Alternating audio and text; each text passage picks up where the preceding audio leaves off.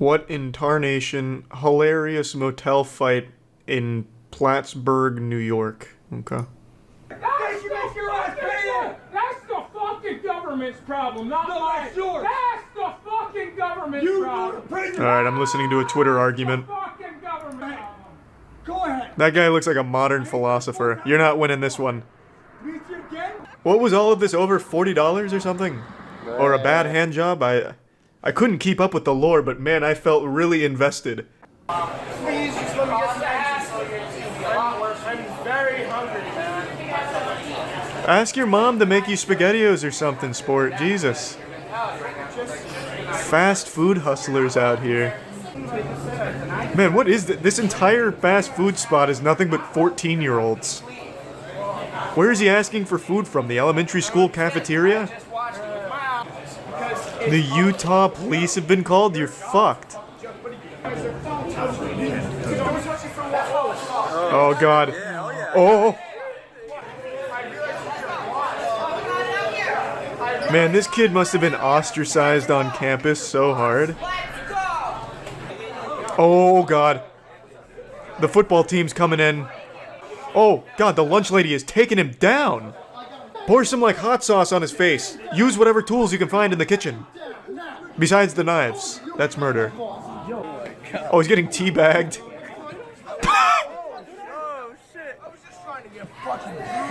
You don't do my salty people. I agree.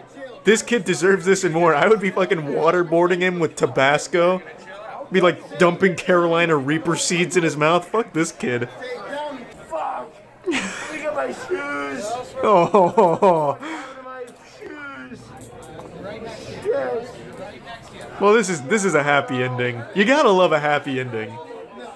Dude, this kid must never have been able to show his face on campus again. Oh wait, it's the same guy. Oh, that's why it's part 2, I guess. I guess it did continue. He's being very patient this time around. Oh god damn. Jesus, Julie. She's going straight Flintstones out here. Holy shit. Julie is showing no mercy. Man, the Macon Motel is nuts. Oh, the government's not gonna save him now. She's got the wood out. Like Johnny using plank aggressively. Don't fuck with Julie, just get out of there. Call for help. Yesterday, our worst nightmare came true. Hackers found a way to take control of our penises. With technology and fetishes evolving at such a rapid rate, this was always bound to happen. And unfortunately, we weren't prepared. Our Dick Doomsday was yesterday, and I believe that was only the beginning of the penile punishment from these evil hackers. Those same people we mocked for outrageous claims like hackers can get into our Game Boys and steal our credit card information, or those boogeyman stories of the hacker known as 4chan who can infiltrate our electric toothbrushes and take control of our minds, may not have been so crazy after all. They warned us and we didn't listen.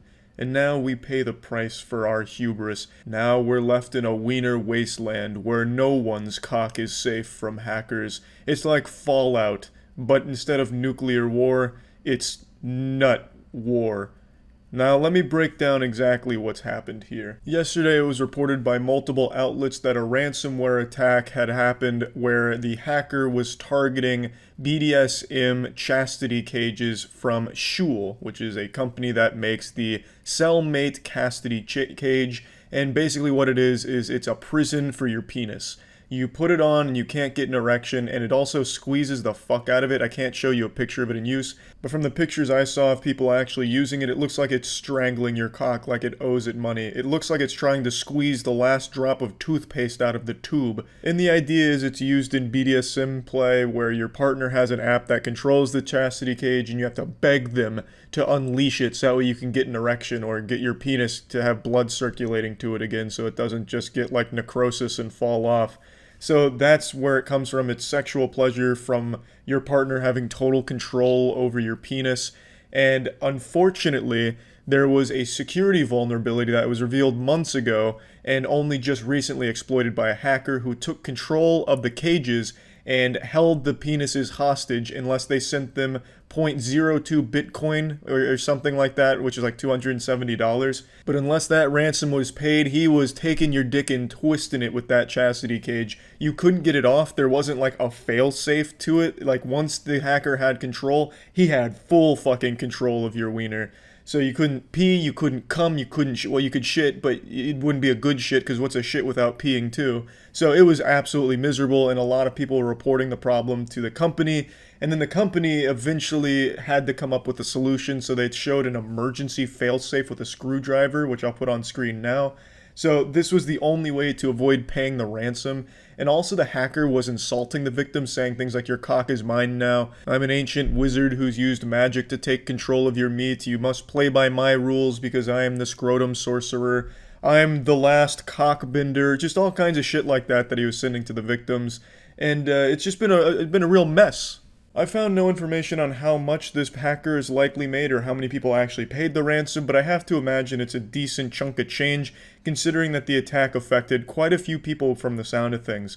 I don't know how many people out there, or how many people watching right now, have a penis prison put on their wiener right now, but with this new kind of cyber warfare tactic, this new kind of terrorist attack, I would definitely say be a little more careful when locking your dick in like a fucking shark cage. So yeah, I just want to talk about this because I found this to be a really interesting and pretty innovative use of technology that I just thought was worth mentioning. Luckily, they did find a solution that isn't just paying the guy, so that's good. But it does seem like it voids the warranty, so if you do unfortunately fall victim to the hacker, it looks like you've lost warranty if you're trying to get yourself out without paying. Also, I was reading about a guy who actually fell victim to the hacker multiple times, which to me is wild. Like, you know, you put this on and like, oh no, I've been hijacked by the evil, you know, dirty bubble. I can't get my fucking chastity cage off. And then you get on the support line with the company, they get it off for you, you're like, oh, whew, close call. And then you put it right back on, only to get hit by the hacker again. Like, come on now. Like, I'm sure there's other options. Like, you don't need to have, like, the cellmate chastity cage on at all times. There's probably alternatives. Like, how about you just squeeze your wiener real hard, and then your partner says, hey, you can't stop squeezing your wiener till I tell you to, you know? Like, do it the old-fashioned way, manual. It doesn't need to be, you know, smart chastity cages. So, yeah, just a pretty wild story all around, but that's about it. So, yeah. Yesterday, October 7th, 2017 AD. There have been reports of stabbings while waiting in line for the Szechuan sauce. Fights breaking out. Is it worth dying over? You're goddamn right it is. Good boys and girls, they wait in line for super happy saucy time. Good boys and girls, they get no sauce. Time to sue for that time loss. This image is from the Rick and Morty subreddit during the Armageddon on October 7th. This is a call to arms for a class action lawsuit, fundamentally laying out that they have a real case here and everyone jumping on the bandwagon trying to brainstorm how they can sue McDonald's for the poor handling of the Szechuan sauce promotional event. Now, I for one am on their side here. I think they have a real strong case. I think any rational judge and jury will see that McDonald's was at fault and should financially compensate each individual that logged out of Music LY to go to this promotional event. And if they're not going to financially compensate them, at least sauce them. Give them the fucking sauce. It can't be that hard to manufacture. Please give everyone in all of America the Szechuan sauce that we've so rightfully deserved. I believe that's part of our constitutional rights. For the love of God, it was probably a fucking 10th commandment that didn't make it. It was the coveted 11th commandment, thou shalt have Szechuan sauce. Please, just give us the fucking sauce. Otherwise, we're coming for you. We're gonna be suing you, and I have no doubt that we'll win. Since sauce supply was far too low, onto eBay I will go. $400 for creamy yummy? What a great deal for my tummy. Unsurprisingly, a lot of people saw this as an opportunity to make a fast buck, a fast fuck, give me that fat duck, so they started buying the sauce out of the McDonald's and they started selling it on eBay for hundreds of dollars, and this shit is absolutely flying off the shelves for hundreds of dollars, so a bunch of Jerrys out there are spending a ton of money on this sauce. Hats off to them. There's also some craftier folks out there repackaging the sauces like fucking AEY. That's right, I just watched War Dogs last night. There's one hell of a reference for your shit stain out there. So they're repackaging sauces by taking existing sauces like barbecue, bringing it home, taking the top of it off, and then printing out the Szechuan sauce top, and just gluing it on top, selling it for hundreds on eBay, and that's pretty damn smart, honestly. What do you say? The sauce is gone? How'd I fall for this corporate con? Now I'm mad, and now you'll see. that I love Rick and Morty! Yeah, so these pseudo riots broke out. Let's go ahead and watch my favorite clip from one of them.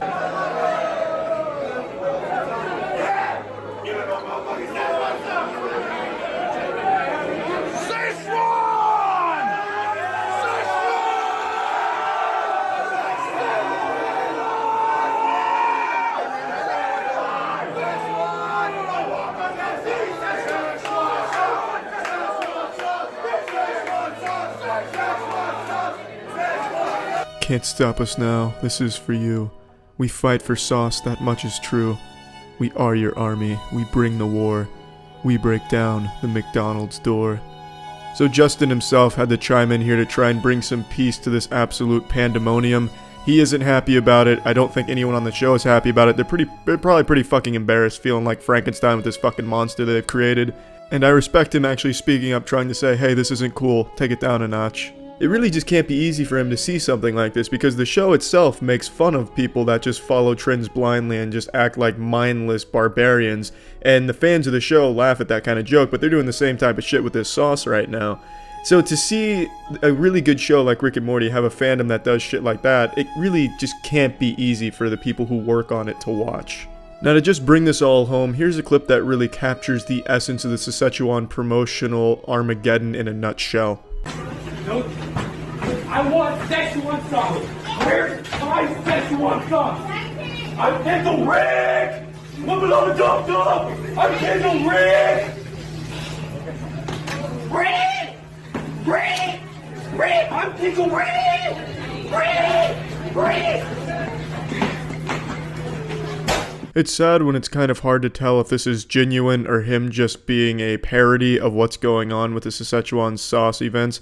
But regardless of what his intention was, the result is absolutely sad to watch. Genuinely, just one of the saddest clips I think I've seen. Even if it is supposed to be a joke, it's just sad. Well, this has been your ESPN 60 for 60 coverage on the Szechuan promotional event. That's it. See ya. It's time I lend my expertise to an important case that requires my specific set of skills. I'm not a talented man. There's not many things I'd consider myself a master of. Maybe coping with having a patchy beard and below average height, but beyond that, not much else. Except for one thing, and that's my ability to analyze a video over and over again to a level many would deem unnatural.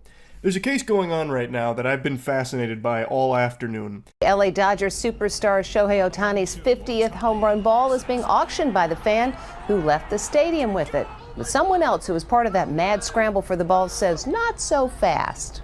Ohtani is one of the best to ever do it, period. I'm not even a baseball fan, and even I am blown away by how good Shohei Ohtani is. And I'm sure most of you know this, he just set a record for hitting 50 home runs and 50 stolen bases in a single season, and that 50th home run ball is now up for auction or up for sale for $4.5 million.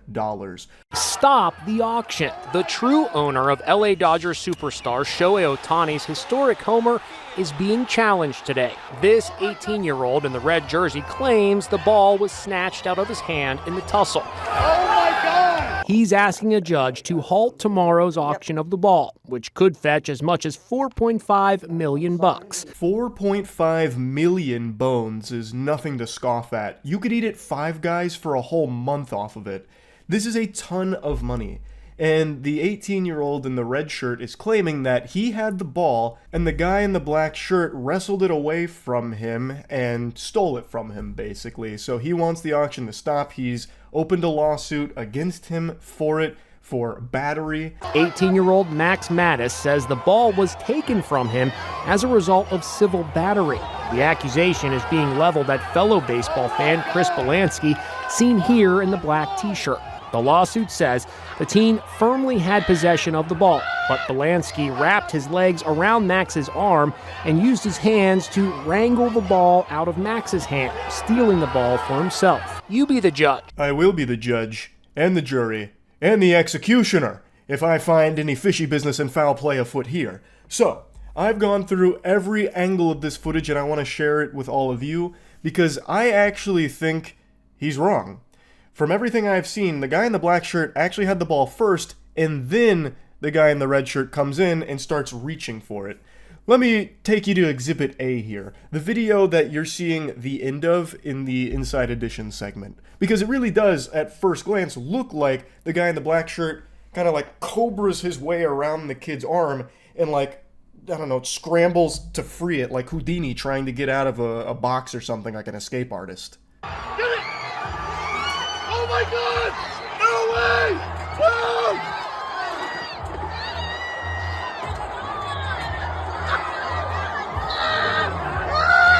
Oh my God!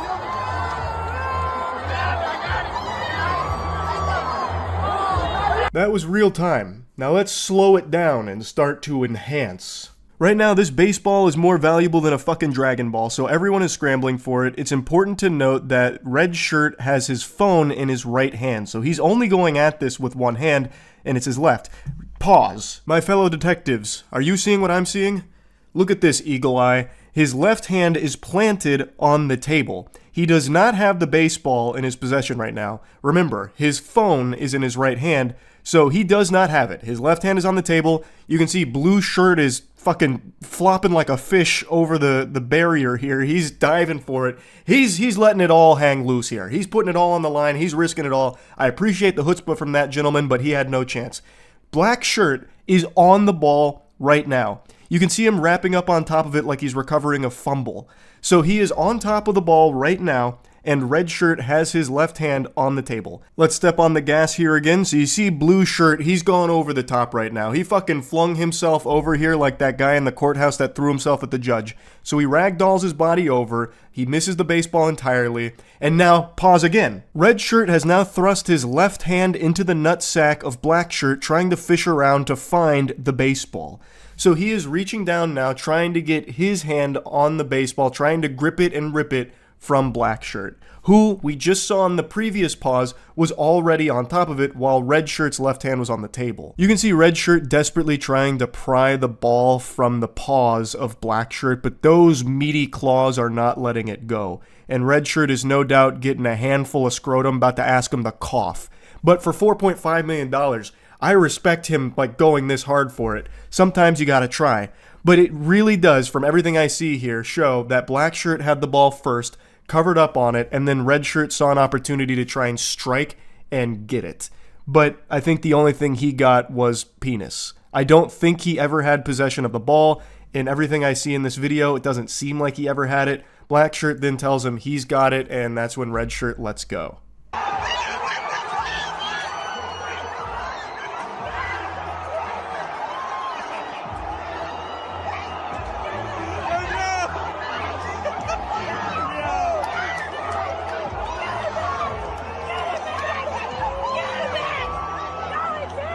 This is another angle of it. You can see that Red Shirt is right where the ball bounces off the table, but because he has his phone in his hand, which was a huge blunder, if he didn't have his phone in his hand, I think Red Shirt gets that ball easily. But he has his phone in his hand, so he doesn't get it off the bounce. The ball hits the floor, Black Shirt is on top of it, and you can see Red Shirt is still trying to get in to get the ball. I don't believe Red Shirt ever had the 50th home run from Ohtani. I don't think he ever had that ball in his hand. From everything I have scrubbed through on the footage here, and I went through it with a fine-tooth comb. I damn near brought the fucking binoculars out on that. I was trying to go CSI on it where I was enhance.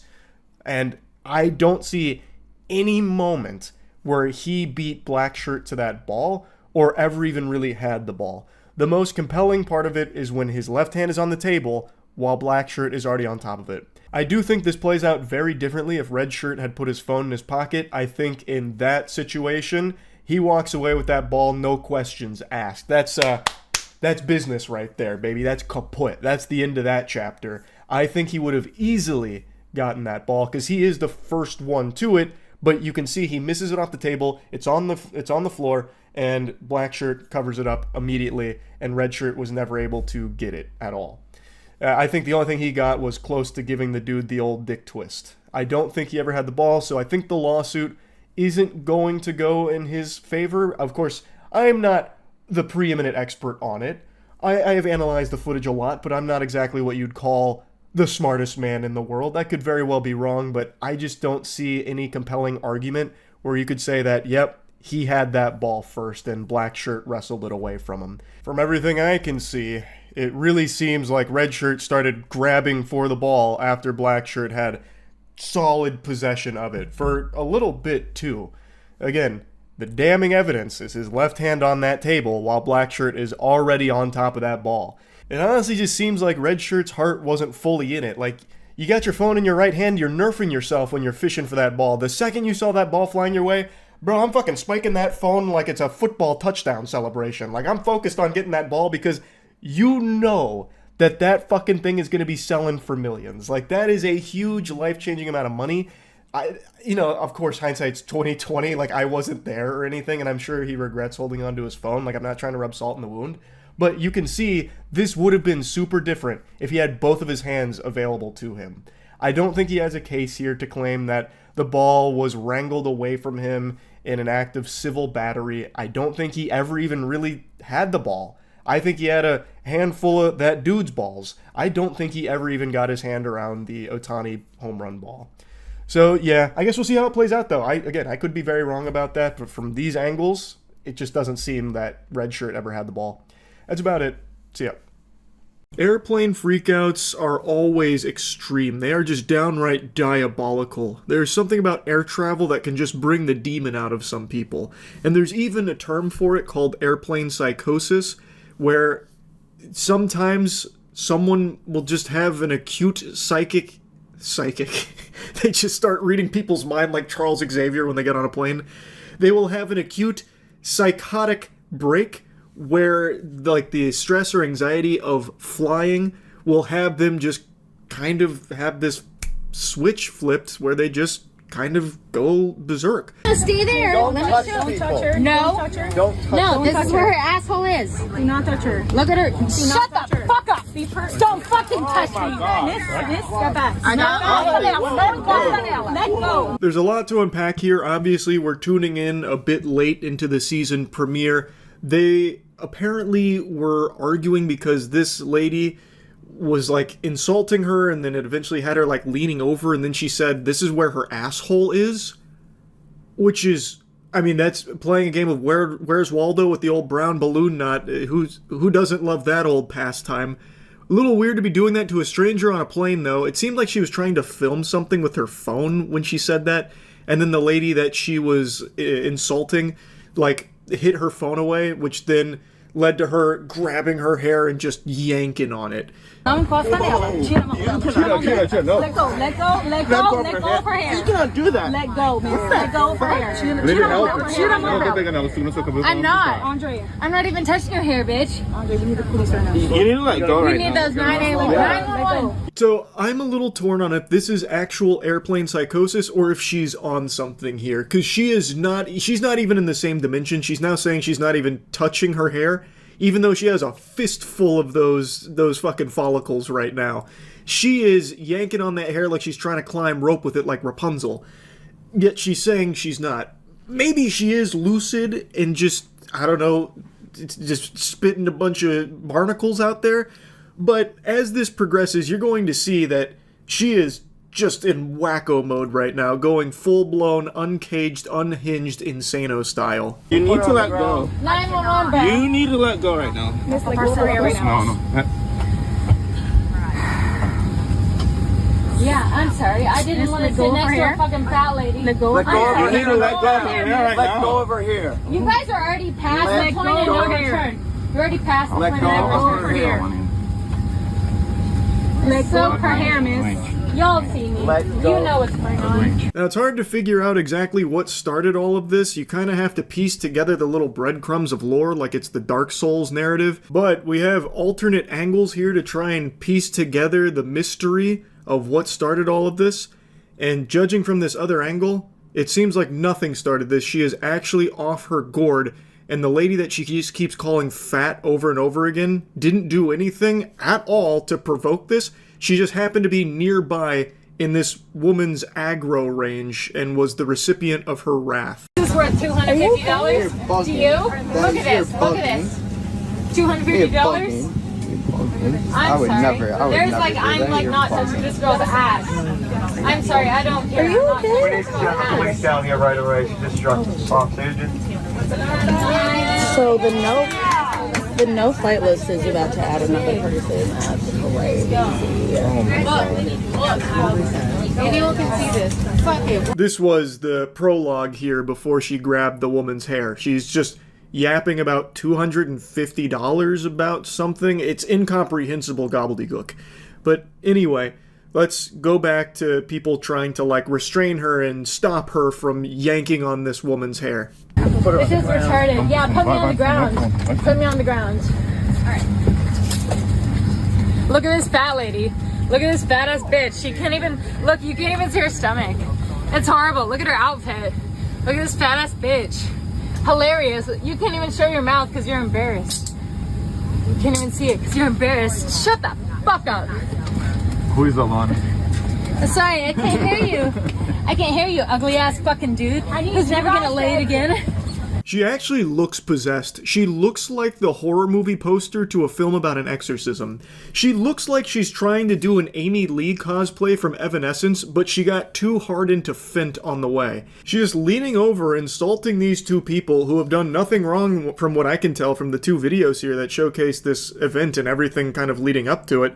She's just over here insulting them while getting restrained, and spoiler alert, she's about to make it physical. She doesn't just stop at just insulting them and all that. She then starts, like, actually attacking the woman.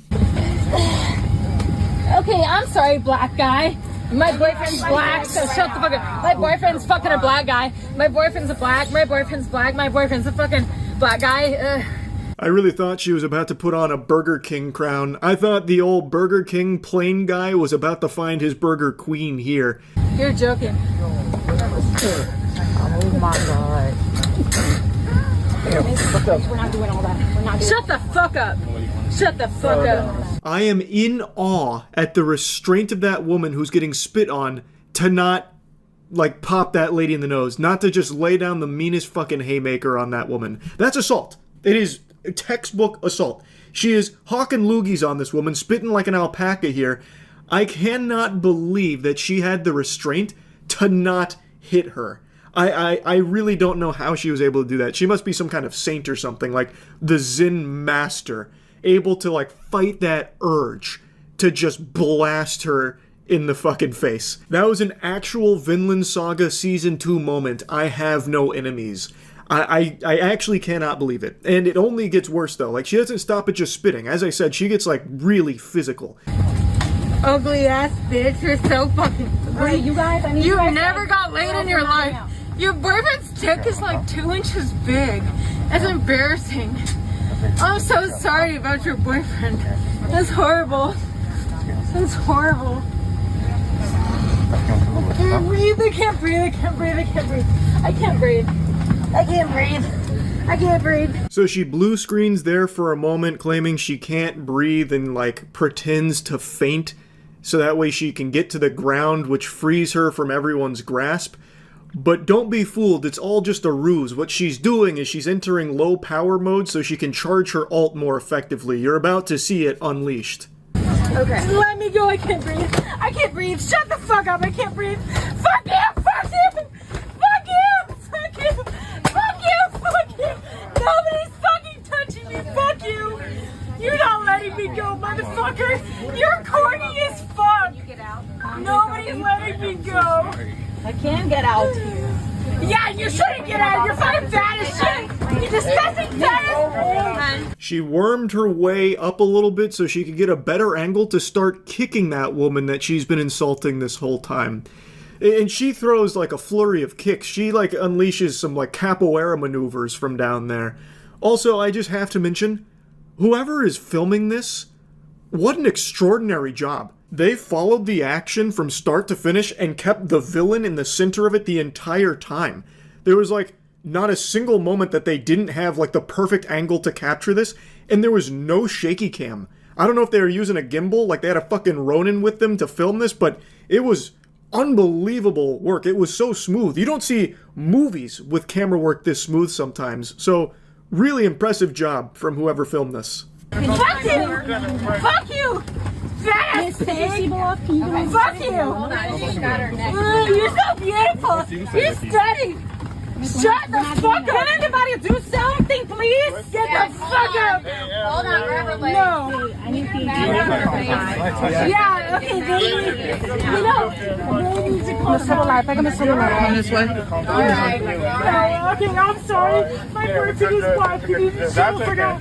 No, you don't need to. No, my birthday is black. You need to chill for now. Reception. The woman who was getting kicked finally finds a way of getting out of there and, like, escaping, like, evacuating this area with the fucking menace on the loose here.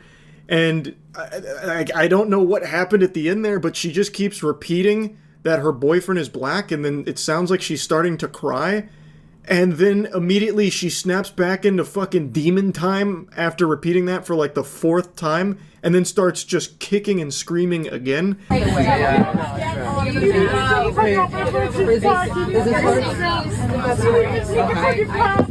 boyfriend is black. Alright, I can do that. No, you need to fucking chill for now. Fuck you! Fuck you! Leave me the fuck alone! The way she snaps back and forth from like being on the verge of tears to then going right back into kicking everyone and screaming, it feels like a psychotic episode here. I think it's probably airplane psychosis, maybe coupled with like alcohol, like maybe she's fucking sloshed, I don't know, but this seems like a case of airplane psychosis, which is a very real thing and a very confusing phenomenon.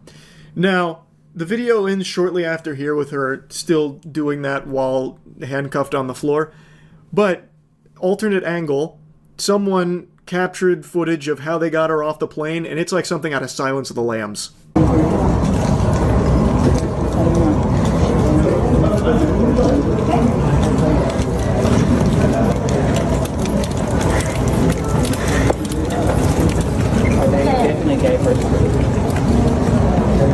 Oh, wow. They got her strapped down to the bed and escorted by like 6 officers there going through the airport. Fucking brutal, man. Like this freakout was unreal. Probably earned her a spot on the no-fly list, I would imagine. I don't think Southwest is going to be all that excited to have her fly on their aircrafts going forward. But, wow. I would comfortably say this is one of the craziest airplane freakouts I've ever seen. At least in the top 3, I would imagine. I feel really bad for that lady and I believe her boyfriend. She kept saying it was her boyfriend, but I have no idea if that's true or not. It could have just been 2 people sitting there. I feel really bad for both of them to be on the receiving end of so much vitriol for absolutely fucking nothing from someone just going nuts. Anyway, wishing them well. That's really about it. So yeah. Fasten your seatbelts. It's time for a good old-fashioned, red-blooded, American, patriotic public freakout. This one takes place on a golf course. We got a Karen on the golf course right now. You'll leave after I don't give you a goddamn thing. I'm gonna take your clubs. Take it. He seems like a character from Mad Men. Like, he is smoldering right now. That is mean mugging. And then he holds up the golf ball like he's about to do a magic trick with it to make it disappear. So, from what I understand here about this situation is this group was golfing, and this gentleman, which I can't say that word because he is not a gentleman at all. He's not conducting himself in an appropriate manner for the golf course, which is a holy sanctuary of good manners and some light day drinking. He has picked up their ball and refuses to give it back. I don't really know why. Maybe he's out of balls and he resorted to just scavenging for one, maybe. But he has their ball. They're confronting him saying like, hey, give that back. And he's saying, nope. There's just already so much information here to digest and marinate on. Now, one of the members of this party that had their golf ball stolen by the gluttonous golfer threatens to take his golf clubs in return, which I imagine they were just saying out of, jest and making fun of him. But you have to be cautious because clearly this man is resorting to caveman brain. He's going primal right now. He's not processing information rationally. So he might take that as a declaration of war, like a legitimate threat. If you're talking about taking someone's golf clubs, you're basically threatening to take their firstborn child to some of these golfers out here. So you just gotta be wary of the headspace the guy's in right now. Where your fucking... Then leave. I'm not getting a fight at a golf course. Then leave. I'm gonna stand here and you can complain. Goodbye. I'm not complaining. You're the one bitching. No, you're the one that approached me and I asked you to no longer speak. You took her ball! Please don't speak to me. I'll be honest here, I can't help but appreciate his power stance. The way that he holds himself is actually pretty impressive. It's a legitimate NPC stance. He's got this spiritual pressure that I can taste through the video. So he's drawing a line in the sand. He's saying, I'm not fucking leaving. You know, you can sit here and complain, but I've got your ball and I'm not giving it back. So the Grinch has come out here and stolen Christmas, and he did it all while wearing Steve from Blue's Clues shirt. I love that he's got the green striped shirt on, because since I grew up with Blue's Clues, I see a shirt like that and I immediately associate it with like a really nice person, and this guy is wiping his ass with that whole fucking idea. Because this guy is not nice at all. In fact, you know what? I'll say he's a bit of a jerk. Pardon my French. You took her ball. Bro, you took her ball. I'm not gonna fight you over a If you need money for her golf balls, Walter, because I'll plant you, bitch boy. Now get the fuck off the cart. Walter. Walter. Oh, here we go. You see that? Oh. That's what you been to heaven, bitch, and you wanna test God, you fucking come get it, shit stack. I'm a little disappointed he didn't rip the shirt off Hulk Hogan style. The fact that he like quickly takes it off like it's about to get sensual took away from the impact of the peak male physique reveal. Now shit's starting to pop off. It's about to look like 6th Street in Austin, Texas after the bars closed down. That's a really specific reference, but I think a lot of you understand what I'm talking about. There's this street in Texas with a ton of bars, and every single time the bars close, all the fights just start breaking out outside on that street all the time. Most of the street fights you see on the internet actually come from that area. That's like the genesis of fighting. Like, that's where fighting was invented, really. But anyway, let's dial back the clock a little bit. He said something very interesting that caught everyone off guard when he said Walter, and that he would plant him bitch boy. So all at once, the crowd says, Walter? Walter? Walter? Walter? Like, no one knows where that came from. So I believe what happened here is, for a brief moment, this dude traveled to a different dimension, and he was fighting a ghost named Walter. No one seems to know where that came from, but that was finally the last straw there when he takes his shirt off. Walter was there, and he was ready to fuck him up. Oh. You think I'm mentally ill? I know you're Been to heaven.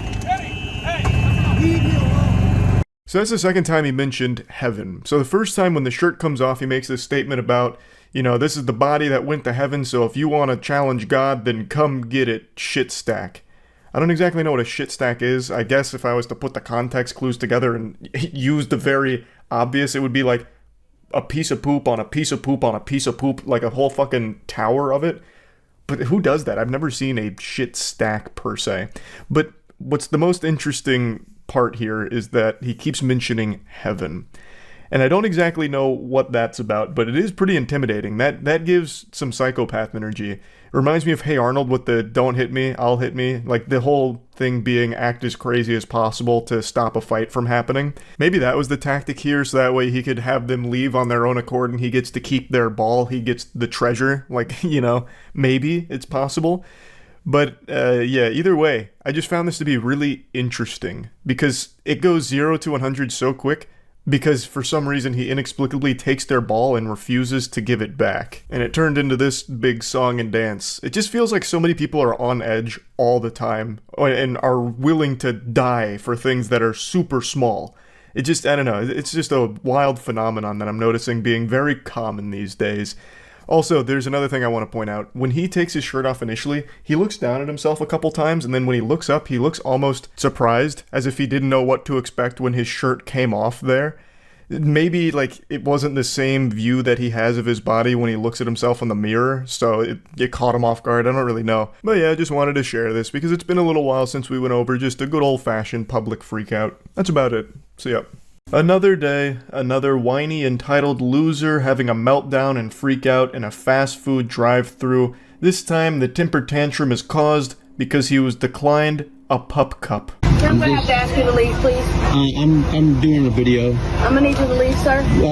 Why was the reasoning why you won't give me a pup cup? We're not allowed to do pup cups. Yes, you are. I come here 2-3 times a week, every week, and get a pup cup. As a dog owner myself, I am very familiar with this item. It's super simple. It's just a cup of whipped cream. It's not winning any Michelin stars, but it's just a nice little treat for your dogs if you're going to a couple of fast food places that offer it. I think the main one is Starbucks, but I didn't even know it was like super common outside of that.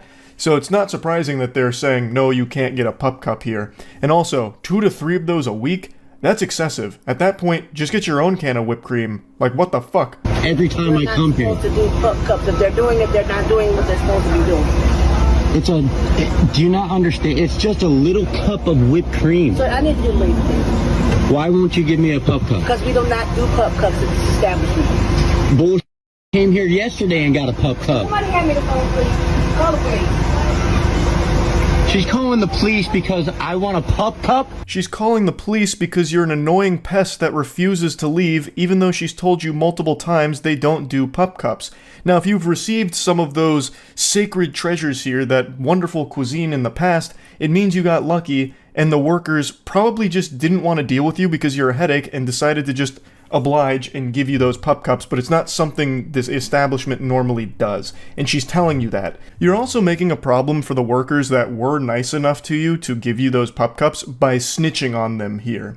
Just accept the no, take the L, and move on. Go to a different place that offers it, or better yet, go to Publix or your local grocer, get a can of whipped cream, and then give your dog your own personal pup cup. She has done nothing wrong, she's not being mean, she told you no, which she has every right to do. And for some reason, you're making this a huge song and dance, and for some reason, so many people have these brain worms in society today, like these parasites that infest their mind that think that they're always in the right.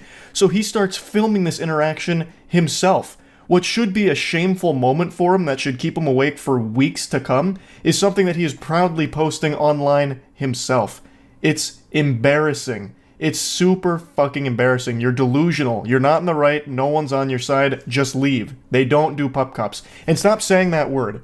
It grinds my ass. It chafes my fucking butt how many times he says the word pup cup throughout this video. He spams that word more often than a Rocket League player spams what a save. It drove me nuts. It was so fucking grating. Let's see what the police have to say because a person wants a pup cup?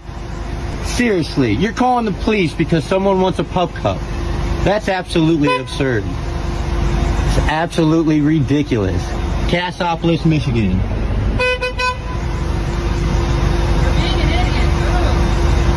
I'm not entirely sure who shouted for being an idiot. My guess is it's one of the customers behind him, since he's clearly congesting the drive-thru here and putting it to an absolute halt, grinding it to a standstill. So I'm guessing they were getting mad and started shouting at him, just throwing tomatoes at this clown here. Just boo, boo, you stink, please stop, you're being an idiot. That's my guess. But it also could have been one of the workers from inside saying that, because he's now making everyone's day much more miserable there. He just doesn't seem to grasp that it has nothing to do with the pup cup, it has to do with his refusal to leave after being told no. No. That's absolutely ridiculous. All you have to do is put some goddamn whipped cream in a cup, and so that my dog can have a pup cup. And I was paying for it. I asked to pay for it. So fucking what? They still said no. It doesn't matter how easy it is, they don't do that here. Your dog's not gonna die from lack of pup cup. It's not like that's the only sustenance keeping it alive. It's not just going to fucking explode if it doesn't get like the sugar from the whipped cream. It'll be fine. Go make your own pup cup at home and get the fuck out of the drive-thru and stop making everyone's day more miserable and worse by your presence. You absolute worm. You McDonald's people need to start, like, come on now. It's a freaking pup cup.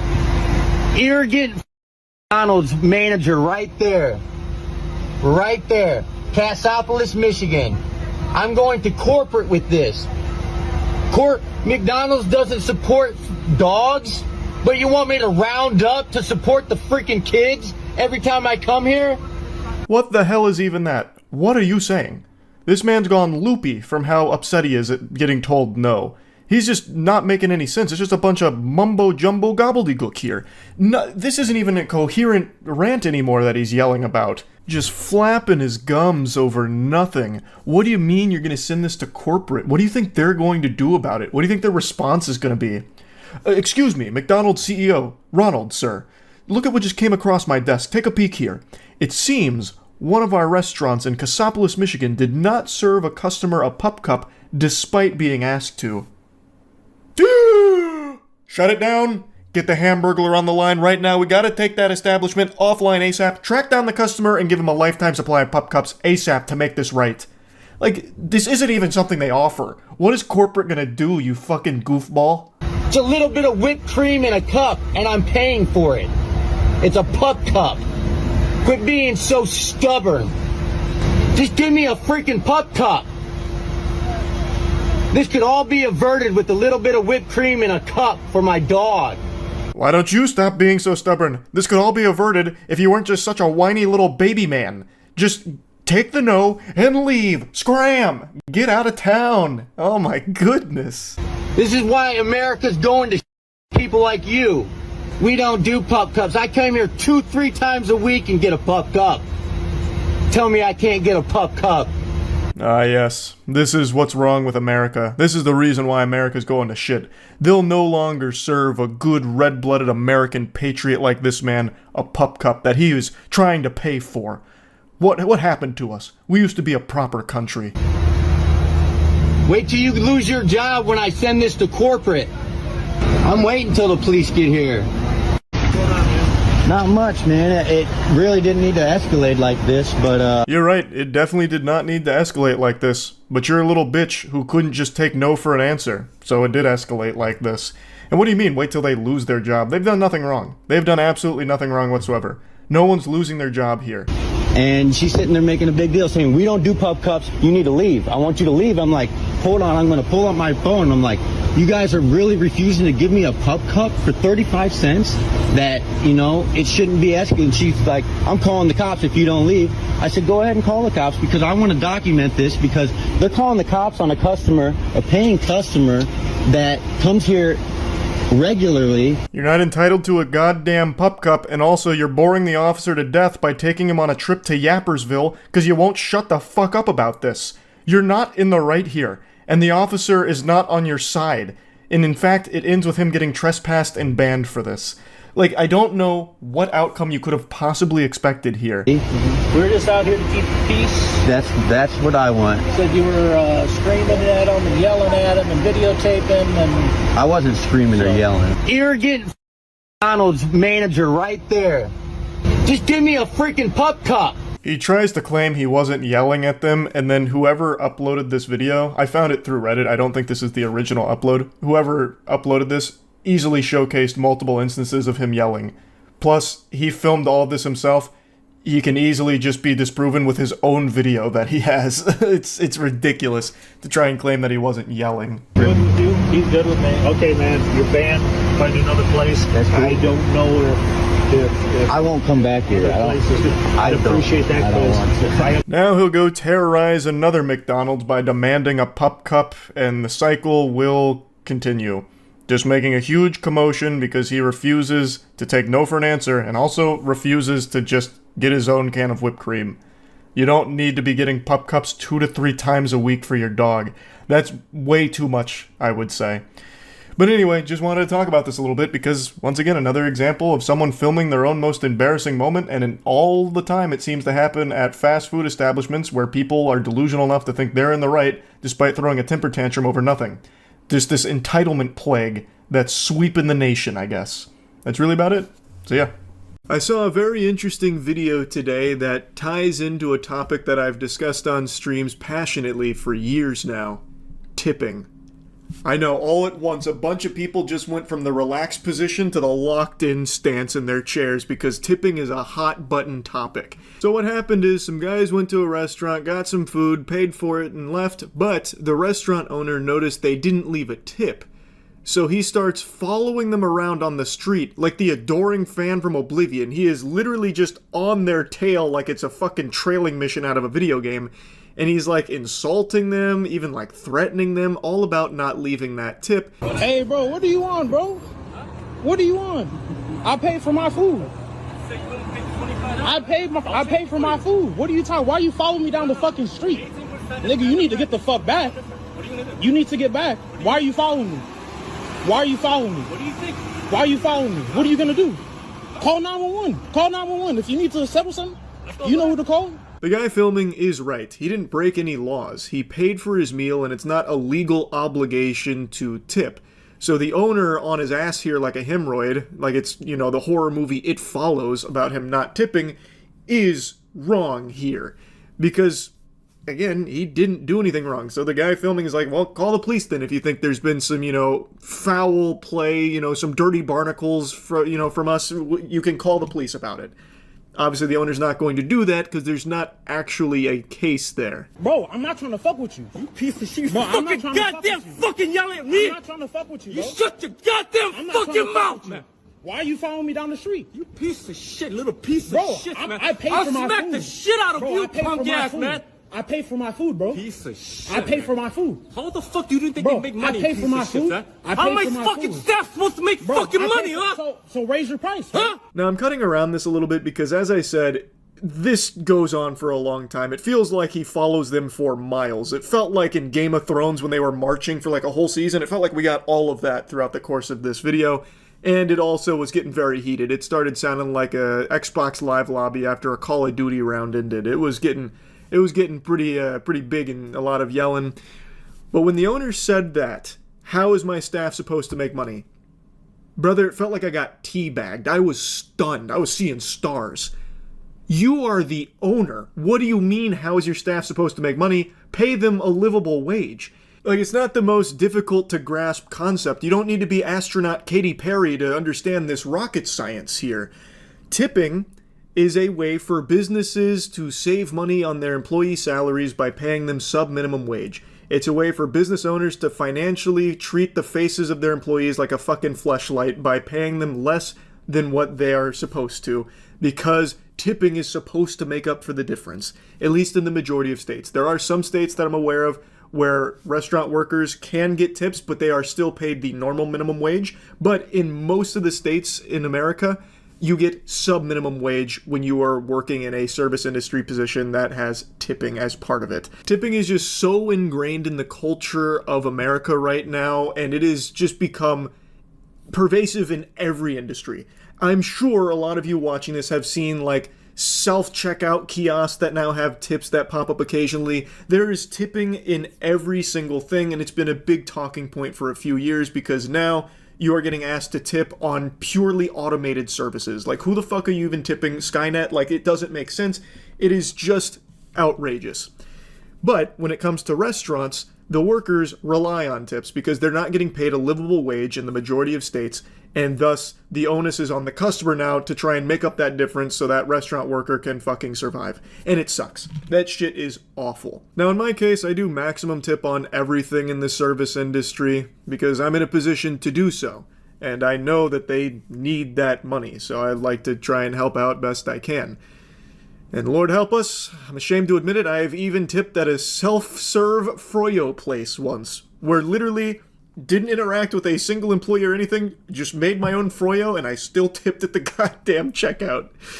But point is, not everyone can do that, and not everyone should be required or expected to do that. It should always be the responsibility of the business to ensure the employees are making a livable wage, and tips should be something that is entirely optional as a way of rewarding exceptional service. And I know people have talked about that a lot, where they want to give extra to someone that really went above and beyond from them and they had a great experience with, so they want to tip that person to show their appreciation.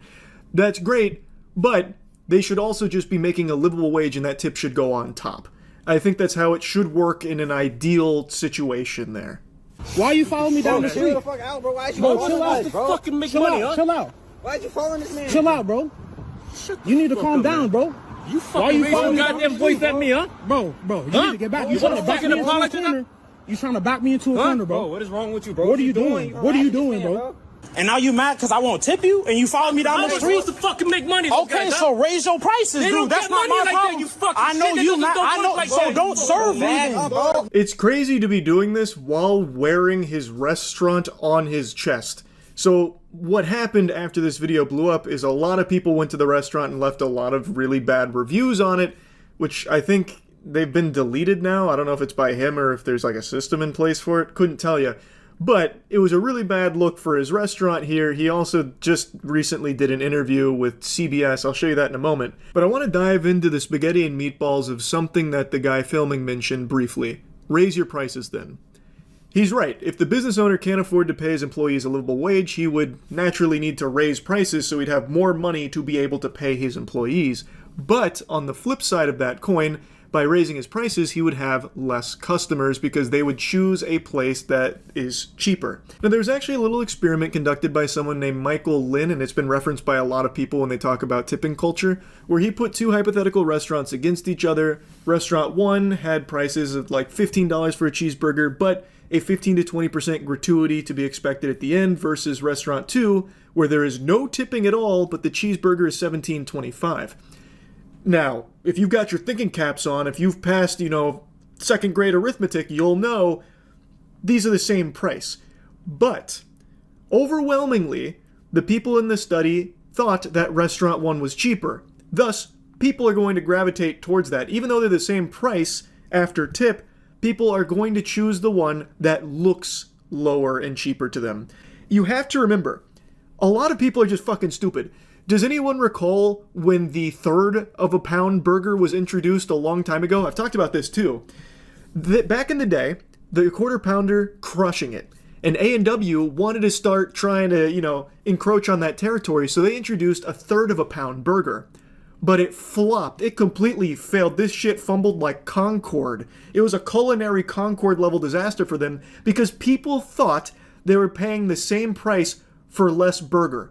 They didn't realize that a third of a pound is more than a quarter pound. So in the case of a restaurant that wants to pay their workers a livable wage and take tipping out of the equation and instead put that price into the menu itself, which is what a lot of people say they should do, well, their restaurant might not survive very long because people don't actually think very hard about things. So even in this hypothetical example, you're paying the same price, but the perception is it's cheaper to go with the place that just has tipping as an option. Now that brings us to the unicorn that people are looking so desperately to have, where all of the tipping is gone, eradicated, but all of the prices have stayed exactly the same. That's just not a realistic possibility for like 99% of these restaurants. Like, when they take away the tipping, they are then going to need to pay a lot more for those employees. Thus, they're going to need to somehow get more money. It's going to be by folding that difference into the menu items. Thus, it's going to look like you're paying more, even in cases where you might not be. So, it's very tough for a lot of these restaurants to just immediately jump on board with that, which is why we're in this fucking stalemate where tipping culture is just completely out of control, and why so many service industry workers are getting fucked because of just how rampant this issue is, and more people are choosing not to tip because they want to fight back against this. And in a lot of cases, they don't realize that they're not actually fighting back against tipping culture itself. They're just hurting the employees that are relying on it. And I think a lot of it doesn't, I don't think it comes down to malice. I don't think they're doing that to just be like, fuck you to the service industry workers. I really think that they believe by not tipping, the restaurant is going to change its policy. But it's probably not, unfortunately. Most of these fucking restaurants will sooner pay their workers in knuckle sandwiches than they will in raising their salary.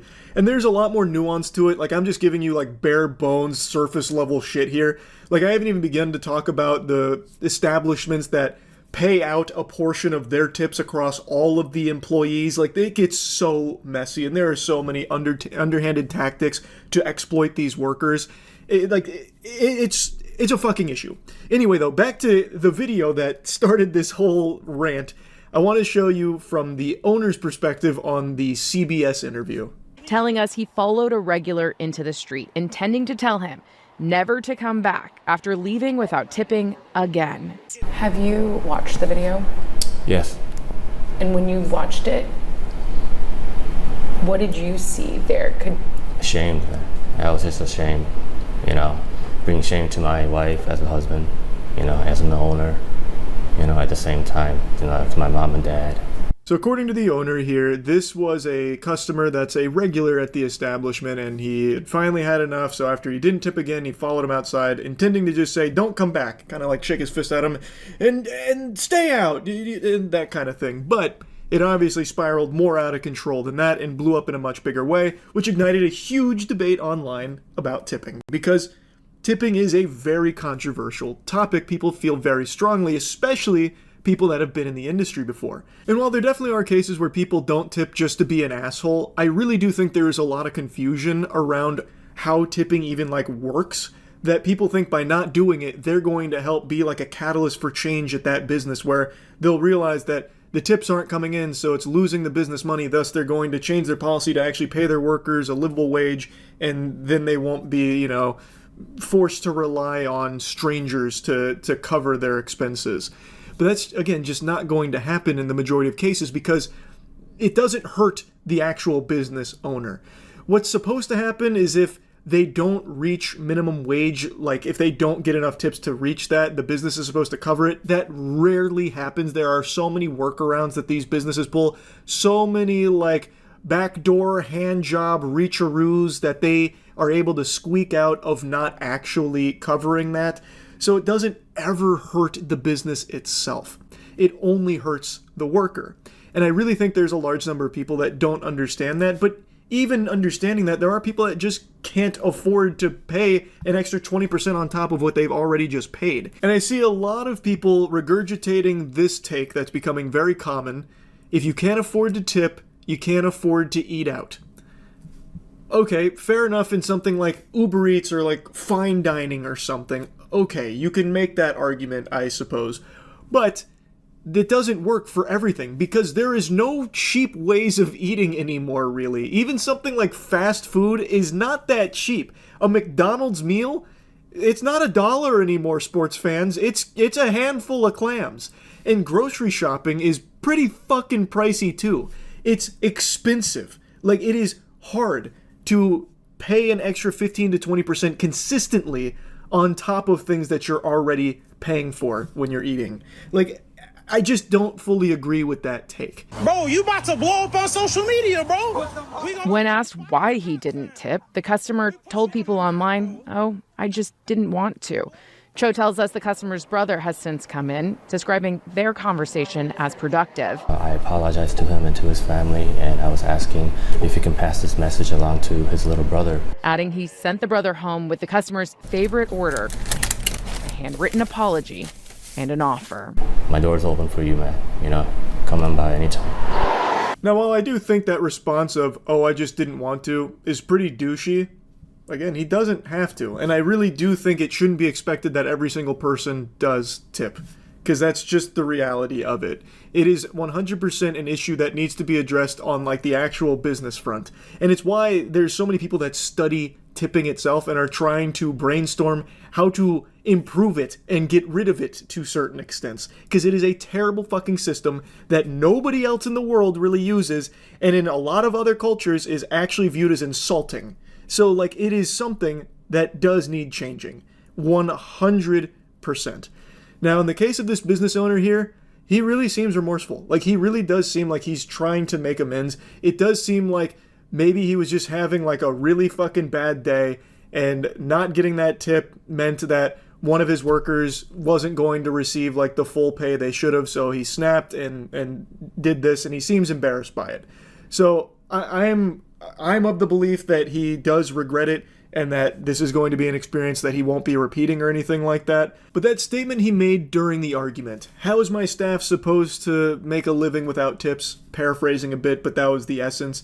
It speaks volumes to just how poisonous tipping has become, where the business owner himself cannot even grapple with the idea of paying his employees a livable wage, because it's such an accepted and expected business practice of paying them sub-minimum wage, literal tiddlywinks of dollars, because it's the customer's responsibility to take care of the rest. That's just crazy to me. It blows my mind. So yeah, I wanted to talk about this a little bit. That's it. So yeah. There's a genre of content that I've made for quite a while pretty often where I'm insulting customers that are freaking out at customer service workers for a myriad of different reasons, slight inconveniences, or just a bunch of hogwash. I can't stand when someone has this meltdown and takes all of their frustration and anger out on customer service workers who are just doing their job and they've done nothing wrong. I cannot stand it whatsoever, so I've always made it a point to make a video insulting that customer melting down, making fun of them, and just pointing out why that kind of behavior is unacceptable. And I never really view that kind of content as a hot take or controversial at all. I feel like most sensible people should be on the side of the customer service worker here, because how could you ever be on the side of just the whiny little diaper-soiling baby that's freaking out over nothing? It doesn't really compute in my little noodle up here. So to me, this kind of content should never really be controversial, because anyone with a functioning frontal lobe should be able to recognize that this kind of childish, aggressive outburst over nothing directed at the employees is completely uncalled for. But we live in crazy times, and it seems like there's a lot of people paying a visit to Stupid Town, and, well, somehow a video I made 8 days ago has turned out to be quite divisive. And by that I mean there's one guy who's really upset about it, and it's the perfect example of something I was recently talking about, where everything is a debate now, even the safest things ever. That should never be a debate. So the video is the one I posted 8 days ago about this loser that was melting down in a McDonald's drive-thru because they refused to serve him a pup cup, which is a cup of whipped cream that he was going to give his dogs. And it's not an item they actually have on the menu, but it's something a few employees in the past had went ahead and given him. So he felt entitled to receiving it, and when he was told no, he wouldn't accept it. So he whipped out his phone and started recording his own cringe compilation here, where he was just teary-eyed and really upset that they wouldn't give him the pup cup, so he started yelling at him, causing a commotion, making a scene, a big stink over being told no to the pup cup. Eventually the cops had to be called and he got trespassed. So I posted a video making fun of this individual, and I thought that'd be the end of it, just wash my hands of it, just another piece of shit, some dumb asshole made a fool of himself, I made fun of him, you know, standard procedure. I thought if anything would come from this, it'd be this guy making a video about me on Facebook saying that I work for the deep state shadow government trying to push the anti-pup cup agenda or something. But that's not what happened. What actually happened is a YouTuber took a huge issue with what I was saying about this guy being upset over the pup cup. And I know it's ridiculous, but I couldn't resist the urge to talk about it because it encapsulates exactly what I've been discussing again, where it seems everyone is so debate-brained, where everyone is looking for fights, even on subjects where it's really impossible to do that. Like this, there is no nuance to this topic. The customer here was wrong for getting aggressive and yelling when being told no. That business is completely in the right to tell him, no, we don't do pup cups, we will not serve you a pup cup, please leave. They were 100% in the right. The customer is wrong for the way he responded to that. There's really no way of even having a sound argument for the other side, and yet, for some reason, this guy makes a whole video about it on how wrong and stupid I am for it. Like, it just doesn't make sense how any situation now is somehow debatable. It's poison. It is a literal poison that has swept through the entire internet, and I think this is the best example of it I've seen. Ladies and gentlemen, if you want to have a successful business, all you have to do is literally do the opposite of what Moist Critical is talking about in this video. He could not be more wrong if he tried. It's actually a miracle. I don't know if this is satire. I don't know if he's joking. It doesn't seem like it. He seems like he's pretty riled at this customer. But let me educate Charlie on something, because clearly he's living in a bubble. I hope everyone's got their pen and paper out here for the lecture. We're about to be educated by one of society's brightest. This is clearly a being with supreme intellect, and he's being gracious enough to open that big brain of his up to us to share a little bit of his wisdom on how to run a successful business, or what a successful business should look like. The reality is that if you're a business and you have competitors, and those competitors have a large social media presence as well, and all of them are sort of at an equilibrium, when you do something like, hey, we don't allow pup cups for dogs at McDonald's, doesn't even matter the guy's reaction, that in and of itself is bad for business. It's just not bad for business at all. This is not an item that's on their menu. This is an item that some nice employees decided to give this particular asshole, and he immediately felt entitled to it for the rest of his fucking life. There is no obligation for a business to fulfill a request from a customer for something that they don't offer. This seems like it's derived from the saying, the customer's always right, which is only half of the full phrase there, but a lot of people bastardize that and use it as a way of making it seem like the customer is infallible, so every request they make needs to be fulfilled. If the customer asks the employee to dance, they gotta dance. If he asks them to jump, they have to ask how high. And I think that's super stupid. The perception of that, dogs aren't welcome at McDonald's. Do you understand? You have to take your feelings out of it. I don't care how triggered you were that this guy was mildly irritated. Mildly irritated, huh? Yelling through a drive-thru window while recording yourself and waiting for the cops to come so you can continue to be heated the entire time is only a mild irritation. I am super curious to see this guy's outbursts, if he considers that mild. Also, the perception that dogs aren't welcome at McDonald's. Who the fuck in the entire world would see this video and be like, oh my god, it looks like dogs aren't welcome at McDonald's. They didn't give this guy a pup cup. Oh no, it's time to boycott McDonald's. Holy shit. You'd have to be legitimately taking a moron potion to think that for even an iota of a second. And yet somehow this guy presents it as like a sound argument that this is going to give the perception that this business is not welcoming to dogs.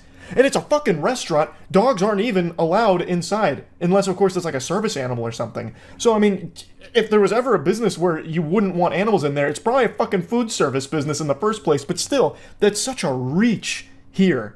It's crazy. That he was inconvenienced. And when she started freaking out and making the situation worse, and by the way, that woman should be fired. She is a detriment to business. You can't have somebody that disagreeable, that aggressive, that argumentative. This portion is just downright delusional, and I have to wonder if he even watched the same video, and if he did, if his mind is somehow rotted and he's in fantasy land.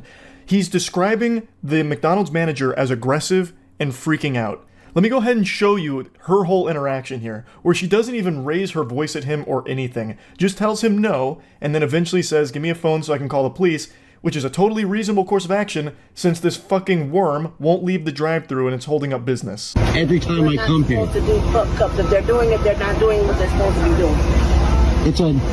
Do you not understand? It's just a little cup of whipped cream. So I need to do later. Why won't you give me a pup cup? Because we do not do pup cups at this establishment. Bull came here yesterday and got a pup cup. Somebody hand me the phone, please. Call the police. She's calling the police. Somehow the YouTuber says that she was the one freaking out and being aggressive. Meanwhile, the guy who starts yelling and hollering at the McDonald's drive-thru window was only mildly irritated. What the fuck? All she would have had to say is, well, you know what? Usually, we don't allow, pup cups, but we're going to make an exception because your dog looks really good. I'm going to give it to you. That'll be $1. Why? Just because you might live your life being treated like a doormat and let people walk all over you doesn't mean everyone else needs to live that way. Again, this is not an item that they offer on their menu. They don't need to bend over backwards and get spit on by a rude customer and then satisfy that request with a smile on their face. It's not bad for business to decline a douchebag like this. That is the intelligent, effective way to handle a situation. Moist Critical is giving you very bad advice. If you take his brain-rotted advice, which is the advice I would expect from an entitled Twitch streamer, that is disaster. This statement right here had me giggling and flared up my acid reflux because of how lacking in the self-awareness department it was. He called me an entitled Twitch streamer, thus expected this take from me. Meanwhile, he has the gall to proudly, publicly defend this loser who is freaking out because he didn't get the pup cup he believed he was entitled to, and he is so upset about that he is now trying to bully the establishment into serving it to him because he believes he deserves it. You goober, do you not recognize that you are actually defending textbook entitlement? Meanwhile, I am actively arguing against it, saying that entitlement is bad and unacceptable. How can you not piece this together? How are these dots not connecting in your brain? You have to make that person feel special. It's why Chick-fil-A does so phenomenally well. Doesn't matter what time of day you go to Chick-fil-A, the person there is always going to make you feel special. They're going to make you feel nice. That's the purpose. Doesn't matter how they're feeling. Doesn't matter what they may be going through, because at the end of the day, you're at a job. This fat, obnoxious old black lady made everything worse. Jesus Christ, yikes. I cut out a bit of his rant here where he was trying to educate me on how businesses work. Retail is a people business. You got to be good with people for it to succeed. And then he goes into why Chick-fil-A is successful. He gave us the secret formula there. The reason Chick-fil-A is successful, according to this individual, is because the workers are nice. I guess that's the only reason. Is that really the only reason? I mean, yeah, the Chick-fil-A workers are always super sweet, but if the food sucked, the business wouldn't be around very long. Because you still need a good product. And it's not like in this video, the workers did anything wrong. He takes a huge issue with the manager here for some reason when she did absolutely nothing wrong. She just said no to a customer's request for an item that they don't normally offer, which she has every right to do and should do. You shouldn't be encouraging customers to just come make all kinds of requests from your business for things that you don't actually have or normally do. That opens yourself up to a lot of problems. Like, it's not like anything was done wrong or unprofessionally. She handled it very well. She didn't raise her voice, didn't change her tone, wasn't disrespectful. And yet still somehow, this guy's portraying her as some kind of villain. And that they're not good at interacting with people. What they should have done is offered this guy a fucking cock massage as well, on top of giving him 10 pup cups. It's like, what are you talking about? This man is delusional. Absolutely delusional. No. If some kids start pouring food on the floor and throwing milkshakes and acting a damn fool, then you can get upset. This guy was merely asking for an item, was a bit frustrated because he had gotten this item before and for some reason you're denying him, and then you go to threatening the police.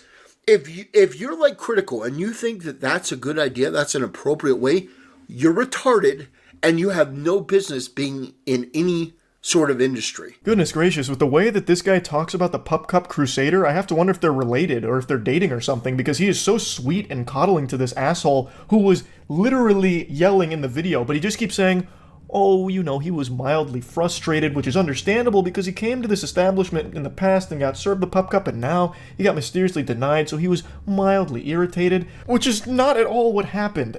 Like, you just have to watch the video that's being talked about, and you'll see that he's not just mildly frustrated or something. And if you watch the video, you'll know the reason the cops were called is because he refused to move after being told no for the 1,000th fucking time. And if this guy's not gonna move, what else are you supposed to do? You can't run a business when this guy is literally blocking it from being, you know, actively engaged with. And again, not everyone likes to be disrespected and walked all over. So I think it's perfectly reasonable to have this guy trespassed when he refuses to fucking leave. It's not like they called the cops just because he asked for a pup cup. It was much more than that. It was his behavior after the fact. But this guy just doesn't get that. And he's debating something that is impossible to debate without just making shit up, which is exactly what this guy's doing. Accusing the McDonald's manager of being aggressive and freaking out, saying she needs to be fired, is saying how bad for business all this is and how people might perceive McDonald's to be unsafe for dogs or unwelcoming to dogs or whatever, and then saying like the customer was totally in the right and was only mildly irritated, mildly frustrated. All you have to do is watch the video and see that he's just making that garbage up. He's just a bunch of fucking mumbo jumbo because he's trying to make an argument for something that you can't even argue for. And I feel like that is so common on the internet right now, taking things that have no nuance and trying to interject nuance into them by just completely making shit up with it. Let me tell you something. If I went to a fast food restaurant and I asked for a pup cup, and she's like, well, we're not doing pup cups. We don't do that. And I'm like, well, you know, I was here last week, and they sort of do that. When's the change? And then she goes, oh, you're combative. I'm going to call the cops. I don't know what I'd do. I'd probably stay there, too. I'd be like, what is wrong with you? Now, is it the smartest thing to do? No. The smartest thing would be to get the hell out of there. However, there comes a moment where you're confronted by such sheer stupidity. I put the video in 2x speed because I just couldn't handle more of the yapping. He just keeps going on and on about how wrong the employee or manager was in this video, and the least surprising thing he says is that he'd probably do the same thing, perhaps, if he was told no to a pup cup. He is literally just lying about the video. It's not like the woman said no, and then when the guy was like, oh, but I got this before, and she immediately threatened to call the cops. This guy started recording after this had already escalated from this guy being a rude asshole. He starts recording in the middle of her telling him no for the millionth fucking time, and he won't leave. He refuses to leave. There's no other course of action besides either just giving this guy his pup cup, which I don't think would be the right call at all, or just getting the police there to get him out, so that way the business can continue to run. The sheer stupidity is solely on the customer here, who refuses to fucking leave and just go to another restaurant that offers pup cups, or even better, going and buying his own whipped cream so he can make his own pup cups at home. Those would be the sensible decisions for a rational, not lunatic. Those would be what someone who is not entitled would do. But this guy, and the YouTuber, clearly, both seem to be extremely entitled. He just keeps going on and on about how wrong she was and how this is how businesses should run, do what the customer asks as long as it's a reasonable request, even if it's not something you typically offer. It's just ridiculous. Like, it's very stupid. But it's exactly what I talk about when I talk about everyone being debate-brained. This is like an impossible to argue angle, and the only way he even tries to cobble together anything almost coherent is by lying about what's in the video itself. The manager was not aggressive, she was not combative, she was not freaking out, and her first course of action was not calling the police immediately upon the pup cup request. That was her last resort. Do you think that's something that they'd like to do? That is very disruptive to the business, so it's clearly not something that she wanted to do, but felt there was no other option because she didn't want to just give this customer the pup cup, because even if she did, he still might not fucking leave. He'd sit there, record, and try and embarrass and belittle them even further. So, calling the police is a sensible decision that she made for the business. He also criticizes her for not de-escalating the situation, even though she did try, by just saying, we don't do that. No, we don't do that. If they gave you that, they weren't doing what they were supposed to do. She is not raising her voice. She is not escalating the situation. She is just telling him point blank, no. There's nothing wrong with that. That should de-escalate the situation because that should put the kibosh on it. You're getting a no. So move the fuck on. But he couldn't. He refused to. So she did what she felt she needed to do. And I do think that was the right call. If you let yourself get trampled by rude fucking customers, you're setting yourself up for disaster further down the line. That would be bad for business. But her calling the police, that's not. It is not bad for business. This was bad for this individual and a really bad look for you to be trying to make some argument out of something that's so cut and dry and so easy to see who's in the right and wrong. There is really no nuance to this at all. He's trying to use this as like an educational moment, like, this is how a business should run. And Charlie is super wrong when he says that, you know, the customer was wrong here. In fact, the manager was the one that's wrong, and here's why, because this is how businesses need to operate to be successful. And it's just super fucking dumb. There is just no good argument to be made in this debate, because there shouldn't even be a debate about this topic at all. But that is just the current climate of every type of anything that exists online. Everything has a divisive nature to it now. It's crazy to me that even something as simple as a customer being a temper tantrum throwing baby man is somehow like, well, there's actually more to it. He was in the right, and here's why. And you just make some dumb shit up about it to support the other side of this issue, I guess. It's so weird to me. So weird. And I just thought this was the perfect example of that trend. So yeah, that's really about it. So yeah. Being a fast food worker has to be one of the most dangerous jobs in America, second only to a firefighter maybe. Over the last 3 or 4 months, I'd say, things have been reaching this crescendo of madness in the fast food industry. Pretty much every day I'll hop on Twitter and see 5 new viral clips of public meltdowns or freakouts or fights at fast food restaurants like McDonald's, Dairy Queen, Burger King. God bless any soul that eats at Burger King. May the Lord have mercy on you. You know, just every restaurant having all of these wild over-the-top freakouts, and sometimes it just leads to death. You can Google any fast food restaurant right now and probably find 6 or 7 fatalities that occurred there just this week. It's been getting scary. 2 months ago, there was that shooting at Subway where a guy just shot one of the workers, killed them because he had too much mayo on his sandwich. That's fucking horrifying, getting blasted because you went a little heavy on the mayo. What is this, Mad Max in the Thunderdome? It's scary. You never know what you're going to encounter at a fast food restaurant, whether you're going to see wiener or see a giant fight. Anything's on the table. Sometimes people aren't coming in there for food, they're coming in there to just fuck shit up. So I genuinely do think there's a lot of danger associated with working in the fast food industry right now. I don't know if it's always been this way, or if it's just getting worse for some reason. I couldn't tell you, but since since smartphones are so common right now, you can see all of this happening every single day across the country. And a lot of it's really entertaining freakouts, like the one I'll show you right now. But then there's just a lot of really fucking scary ones too. My heart genuinely does break for anyone in the service industry, and I wish you nothing but the best.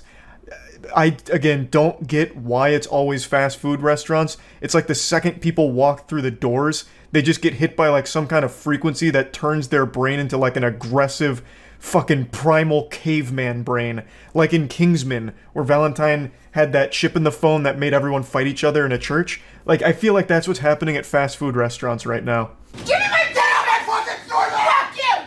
Give me my fucking meal! Where's my... You fucking goof! Where's my fucking... Give me my fucking meal! Unfortunately, we missed the introduction here and what led up to the confrontation. I guess the cameraman was too busy getting the popcorn together instead of filming, but I'll fill you in on the details. So this happened at a Dairy Queen, and the lady in this video here, this Angel, she was spending about 20 minutes in the bathroom smoking meth. You know, meth and Dairy Queen go together like peanut butter and jelly. So she took a long time smoking her meth, and in that time, her meal got cold. So she asked for a replacement, demanding she get another meal because hers was cold. They declined because, obviously, it was her fault. She smoked meth for 20 minutes in their shitter. So why is she entitled to a brand new free meal? And in the beginning of this video, you can hear the manager like shouting, and he's getting real guttural with it. I got really concerned that he was going to start serving some knuckle sandwiches on the secret food menu here.